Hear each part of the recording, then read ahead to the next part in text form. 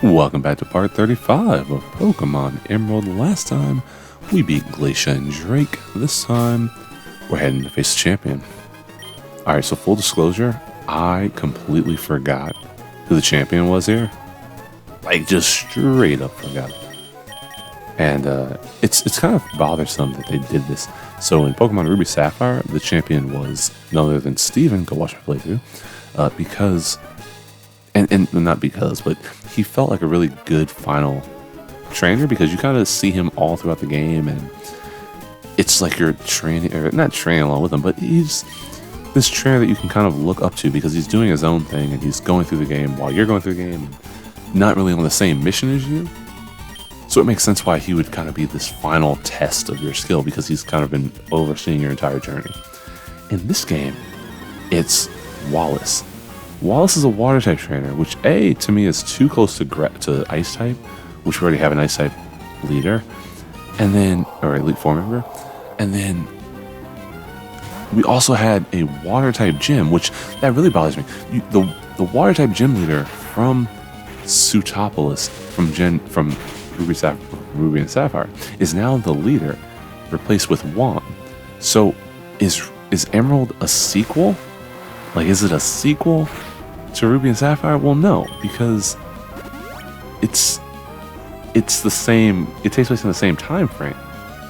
Like, the events of those games don't impact the events of this game because this is the same protagonist. He's more or less undergoing the same journey. So it's a little weird they decided to swap him out, and I'm not sure why, because Steven was a steel type trainer, and that's like a really interesting type that you don't see a lot of throughout the game. Instead, you get a bunch of these trash water types that are admittedly pretty competent because, you know, they have dual typings and all sorts of movesets, but at the same time, it's just a little frustrating because I don't care for Wallace as a leader. He's a real pain in the butt, though. I checked for Roxas's ability there because I want to see if he had Levitate. He does not, which sucks because Earthquake can kill him. Luckily, Kirby is flying type, so he's always in the air. And I figured I'd just throw up some Dragon Breath and maybe I can get a Paralyze on him. If I get Paralyzed, which I do, it allows me to switch out and ideally take him out with Breloom. Thing with Breloom is, in between episodes, I taught him...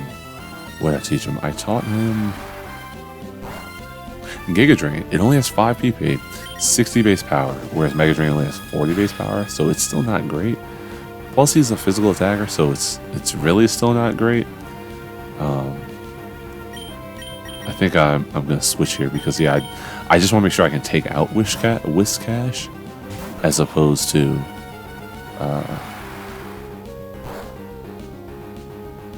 dying and having to do this all over again. One thing to note, I just realized Whiscash, it's like whiskers because he got those whiskers. That's crazy. I don't know what the cash is though. Like, I don't. It's weird. Sometimes they're made up of real names, but like real words, but they still don't mean anything. I still don't know what Manectric means. Like mane, like the fur.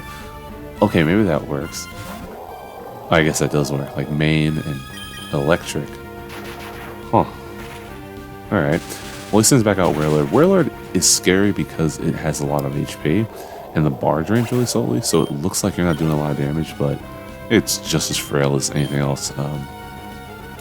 Gyarados, which is a mainstay of these Elite Four leaders. I think Gyarados has been on the team for all of the last Elite Four leaders, depending on the version.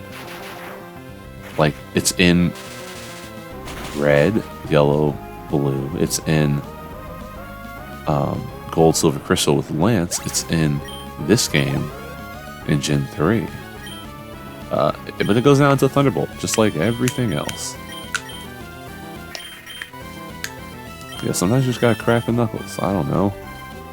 What do you do when you're post-commentating a video that you've already talked over?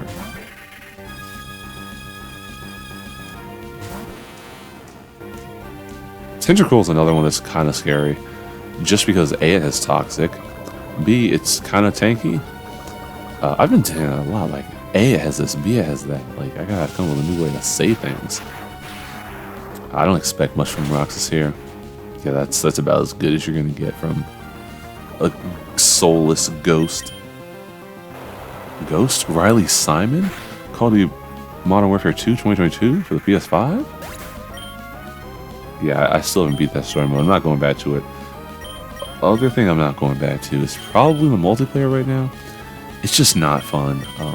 Skill-based matchmaking has been annoying, to say the least. The way it fluctuates so much.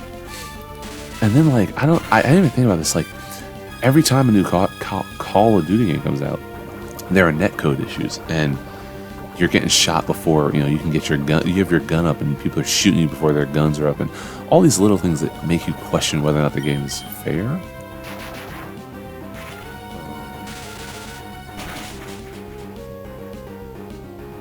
Oh, snap.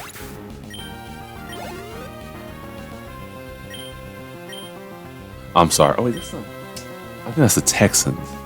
I think it's the Eagles versus Texans. Yeah. Yeah, that's the Texans. I said in one of my last episodes I was watching Thursday Night Football. It's currently 8:22 p.m. on November 3rd, 2022. And the Eagles, who are like, what, 6-1, I think, are playing the Texas Texans? I don't know. But it's annoying. So many of these football teams have the same freaking colors. They got the same colors. So, like, it was like the Bengals versus the Browns. And it's like, bro, you're both orange. Or it's like the freaking Cowboys versus the Detroit Lions. You're just like, you're both white and blue.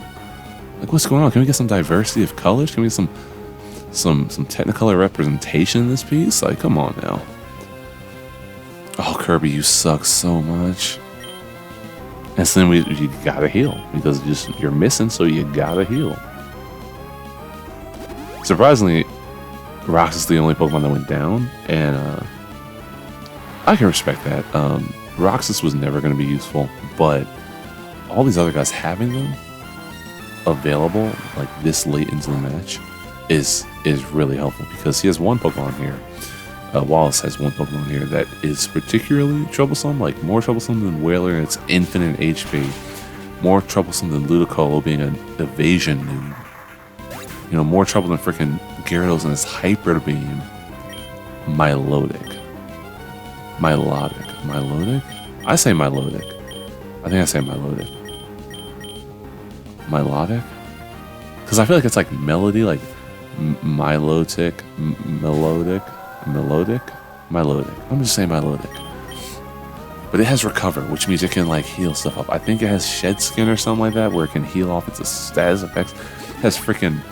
It might have Aqua Ring. That might be next gen. I don't know. It has freaking Ice Beam, so it's taking out Dragon types. Like, again, I don't even know why.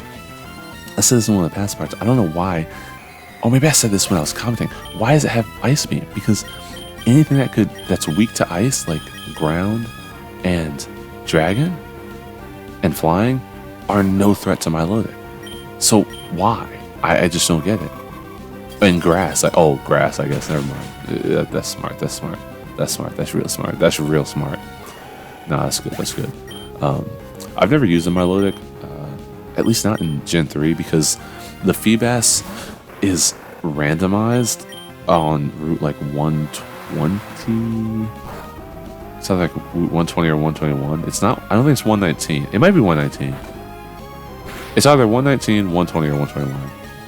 But it's like the little surf patch. I think right after you fight May, right around where you fight May, it's a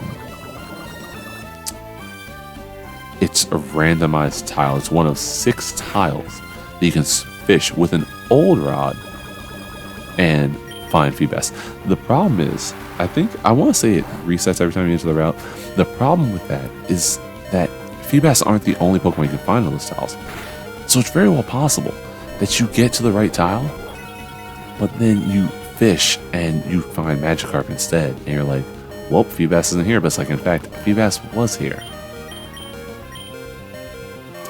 So yeah, this so far I was a little actually nervous here because, yeah, I don't have my Giga Drain. I don't have Nemo, who resists everything. I'm down to 2 Pokemon. I basically need Cap to come through big here, because I'm pretty. Can she live through a Thunderbolt? Never mind. All right, we're good. So yeah, Cap just had to not miss, basically. And so with that, we're down to... Oh, that's it? That's crazy. It's over. That was anticlimactic.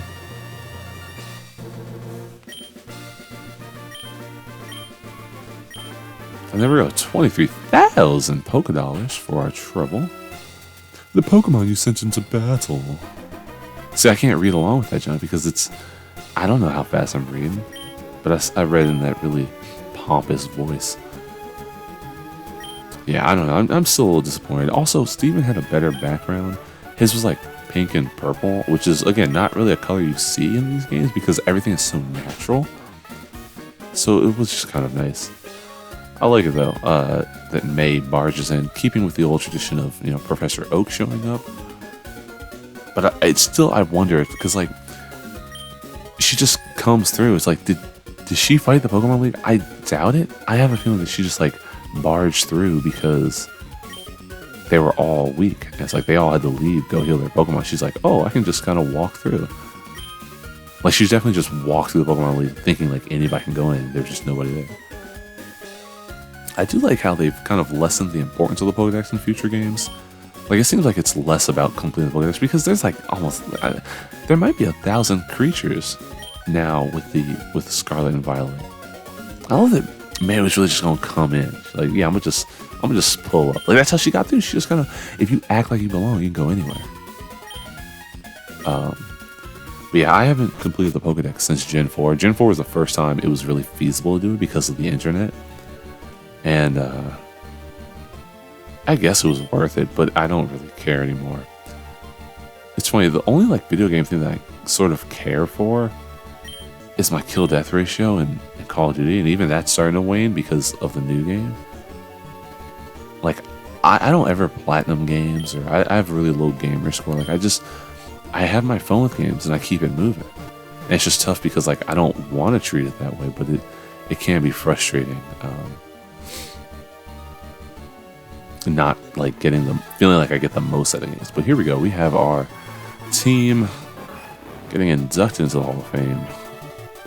I always feel like I need to say something about each member as they show up. But they show up so fast. Like, what are you going to say? I do think, all in all, is a pretty good team. Even though it's very basic. Like, you have fire, electric, grass, water. And then you have ghost and dragon. Which I always look at Altaria as more of a flying type with just dragon weaknesses, because it's not like Flygon where it's like, I don't think Altaria gets Dragon Claw. I mean, it don't have claws. It's not like Salamence. Like, Salamence is a dragon. Flygon's a freaking dragon. Altaria is a cloud. But here we are, rolling credits on Pokemon, the Emerald version. This game is not as special to me as Pokemon Ruby and Sapphire, just because it was a follow-up to those games, so it's not gonna grab me the same way that those games did when they first came out. That said, this entire Generation 3 main series is incredibly special to me.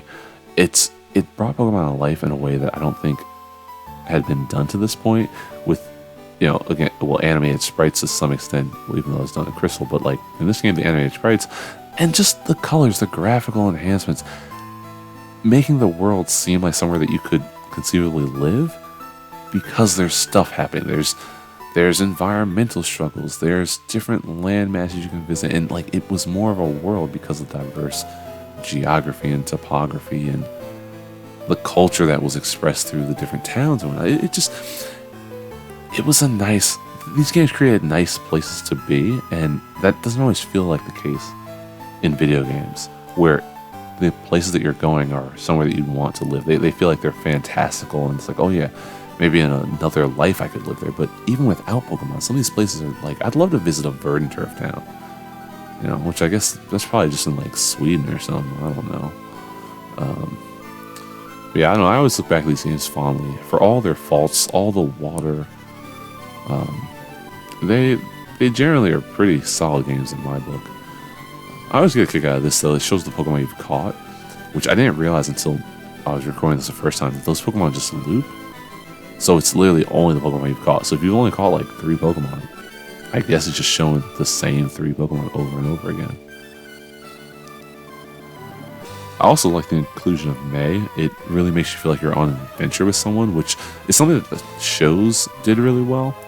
But the games don't really start to do well until Generation 4, and then it really takes off in Gen 5 and Gen 6. I talk about that a lot in my Pokemon Black playthrough, but Gen 5, you have Sharon and Bianca, and Gen 6, you have like 4 friends that travel with you. The Serena chick, and the other chick, the small chick, and there's the little nerdy guy, and then there's Tierno. He's the chubby dancer dude, like, and they all have their own journeys. And that's the thing, Pokemon's all about playing the way that you want to play, and finding meaning in the things you want to find meaning in. And I think this game and the series for the most part does that pretty well.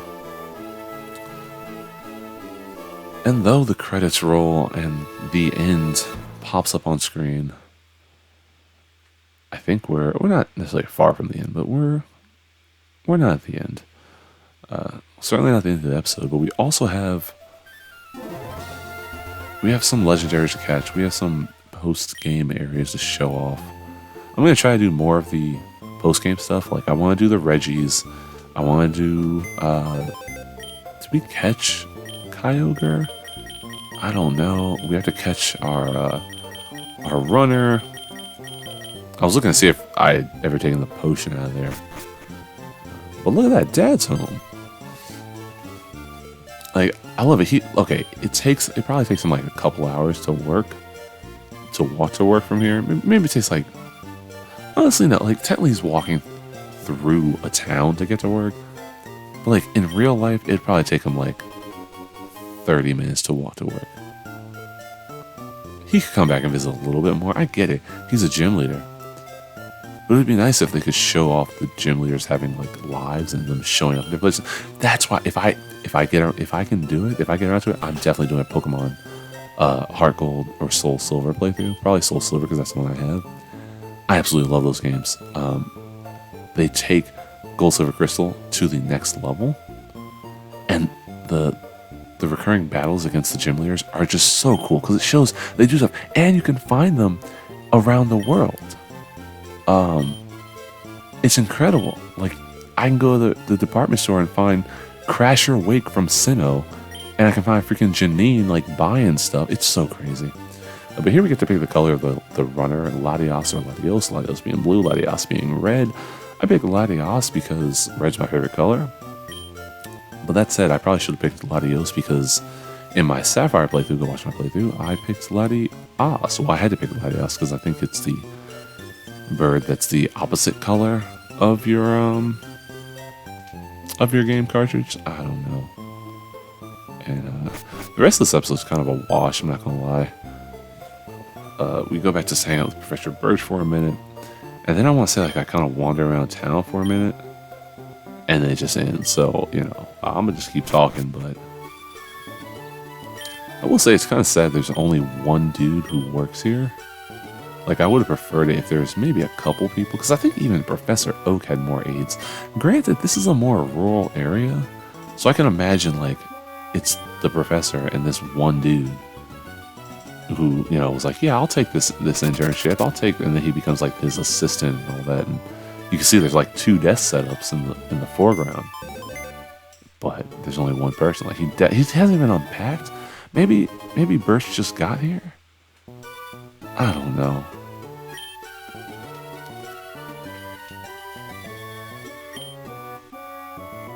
Oh yeah, I think I have to go back and see what he says. Somewhere there's a grassy patch waiting for you. I thought he was like implying at first, because I read it quickly, that something is waiting for me, but there's nothing waiting. We also have to take the SS ticket. Oh, and I think when we leave, we're going to get a phone call that's of particular importance.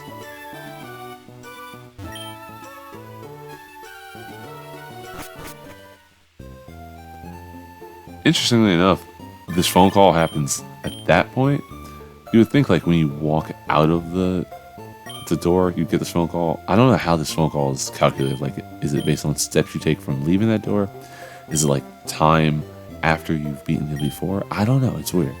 But that's Scott. He wants to meet me somewhere. And we will meet Scott next time or in the future on Pokemon Emerald. We're gonna run around town for a little while, and I don't think we ever leave Little Root in this part, but yeah, we'll do all that stuff. We'll see Scott. We will go to the SS ticket place. We'll go to the freaking Latias place. We'll go everywhere. Next time on Pokemon Emerald. As always, thank you for watching. Next one, have a great day. That was close.